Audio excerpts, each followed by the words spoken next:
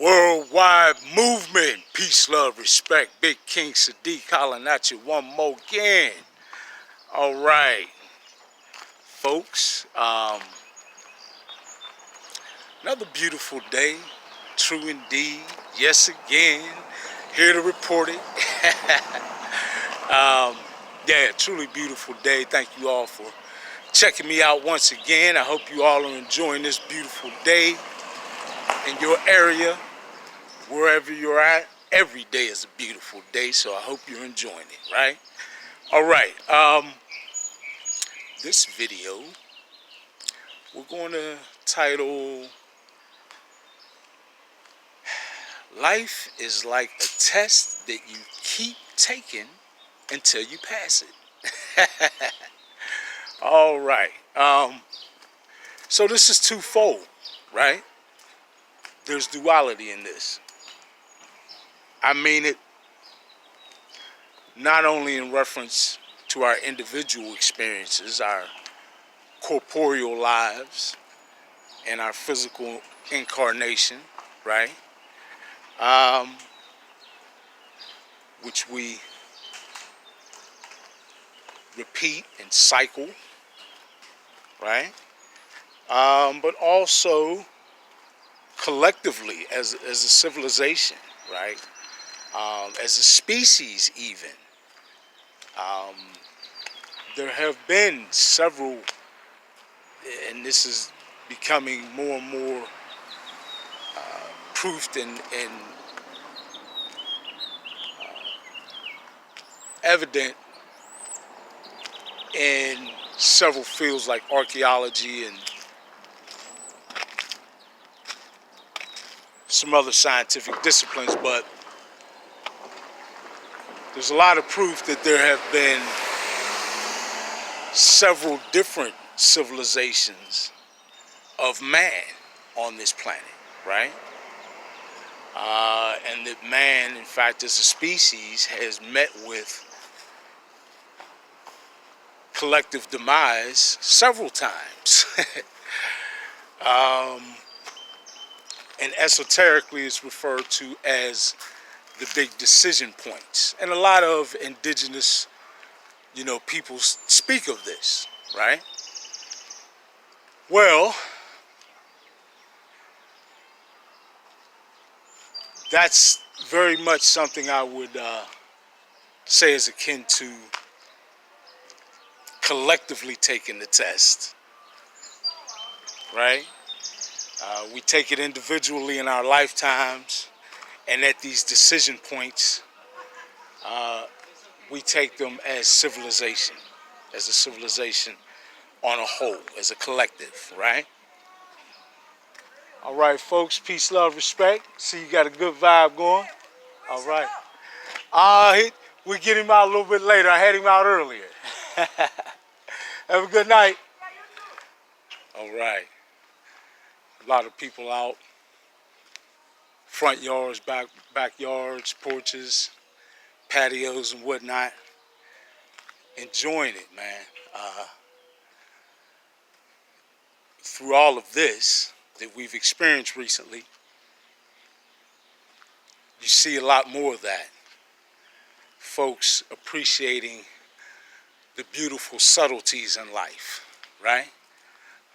That's because we're spiritually growing as a collective, as a civilization. So I'll go back to the individual growth, right?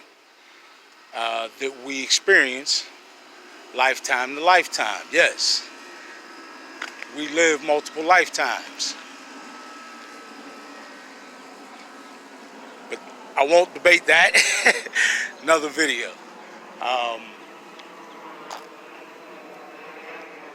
But proceeding with the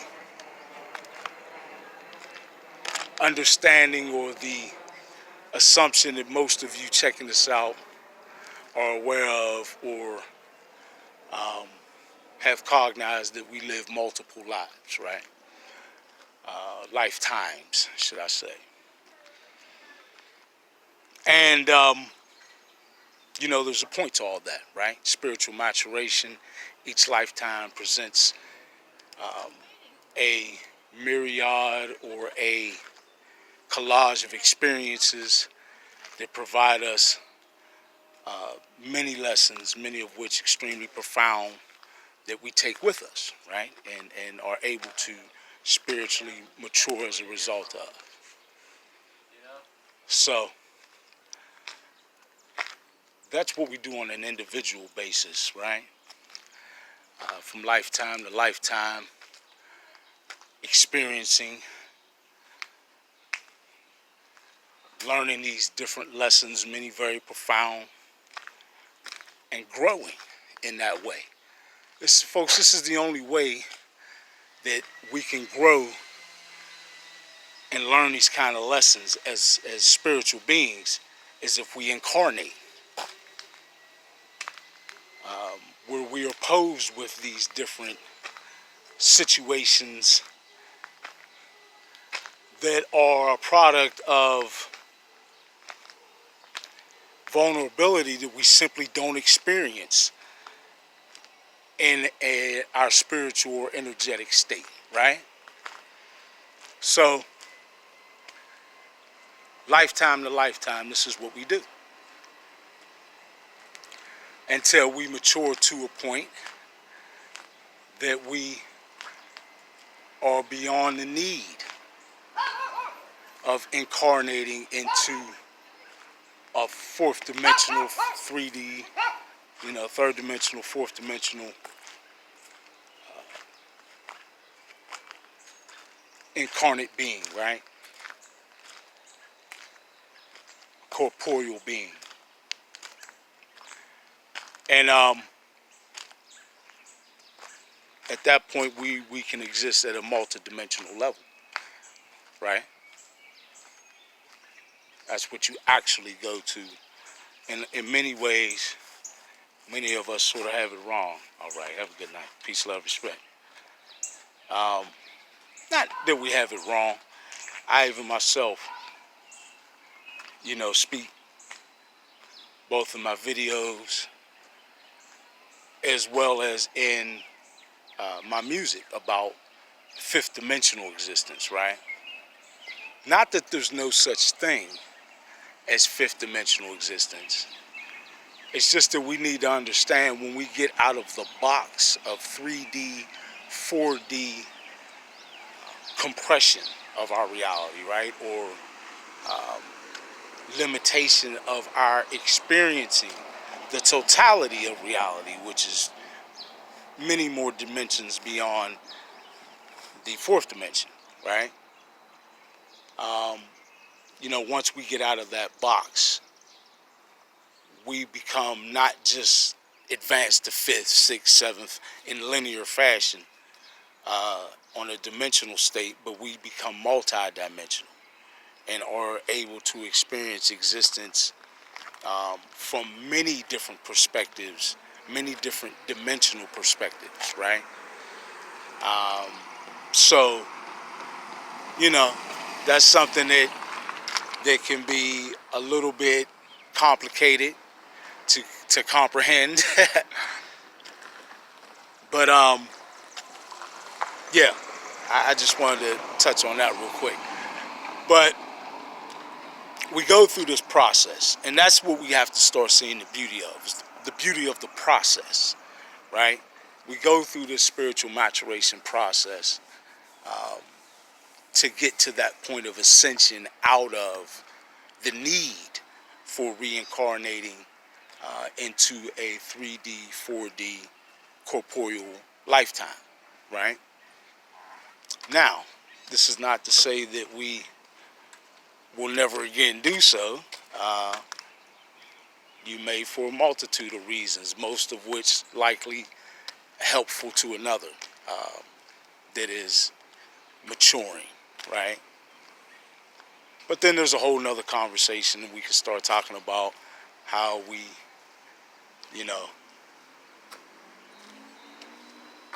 aid in this process and aid others in this process and play different roles in doing so. and then I could start to talk about lifetimes, just different beings and whatnot. But that's taking it. I won't go there on this video. So yeah, individually we go through that beautiful process, right? Now, collectively, I spoke just a bit earlier about how collectively, or as a species and a civilization, we go through the same sort of a process. Certainly longer time frame, right? To see whether or not an entire species can proceed forward past a certain point of consciousness or awareness on a dimensional plane, right? We've gotten, and I refer to that as decision points. You know, will we, and here's the main thing of it, of that collective maturation, the collective spiritual maturation and maturity in terms of a species, right? Or civilization on a whole. There's a very profound lesson that all species must learn before they are able to ascend out of that box, right? That box of needing to live multiple lifetimes and incarnate over and over again to learn very profound lessons that mature you out of that box, right? And ultimately, it is that level of maturation that will determine whether or not you pass the quote-unquote test. But the most profound lesson that's got to be learned is that technological advancement must be in balance with and must not exceed spiritual advancement or spiritual maturity, right? So in essence, what I'm saying is the big lesson for our civilization, which I think is as hard as the lesson may have been, or the curriculum may have been this time around with the things we've been dealing with in recent years, I think that we're starting to actually get it, right? And understand that there has to be a marriage of ethical or higher vibrational frequency standards that are applied as parameters for our technological advancement, right? Because without that, we go down ultimately a dark and cold path that leads to our own destruction. And we see that in how you have today entire movements of individuals who've gone down that path and who are exploring things like the depopulation movement and who are investing themselves and their resources into things like a vision of one day having humanity meld with machines, which of course is bass backwards, right? Computers were designed to mimic the computative capabilities of the human brain. And rather than learning how to be more efficient yourself, right? How to have us operate at our full capacity, he'd rather just go on ahead and build machines and have you meld with machines and see that sort of as a form of evolution. And you know, no judgment, but that's not where we're heading. We can do much better than that, right? A machine, a computer, AI, these are all concepts that are human beings utilizing or reaching out externally to accomplish something.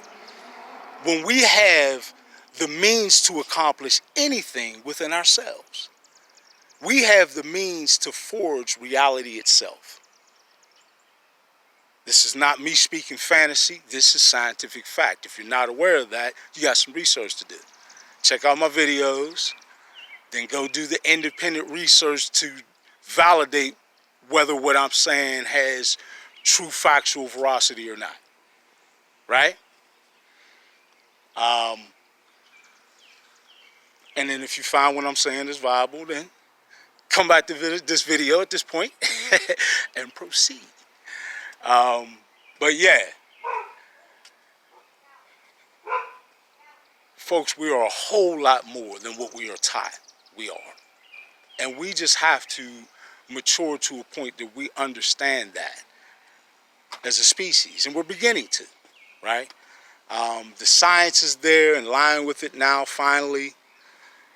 And a lot of people, actually, there's been a lot of those in the scientific community who actually have known about much of this, but for whatever reason, and there are several reasons, some of them, you know, not even nefarious, folks trying to protect their reputations and ability to feed themselves and their families, right? So, you know, we reserve judgment. But then there's also many nefarious attempts to hide this information, but we won't go off into that.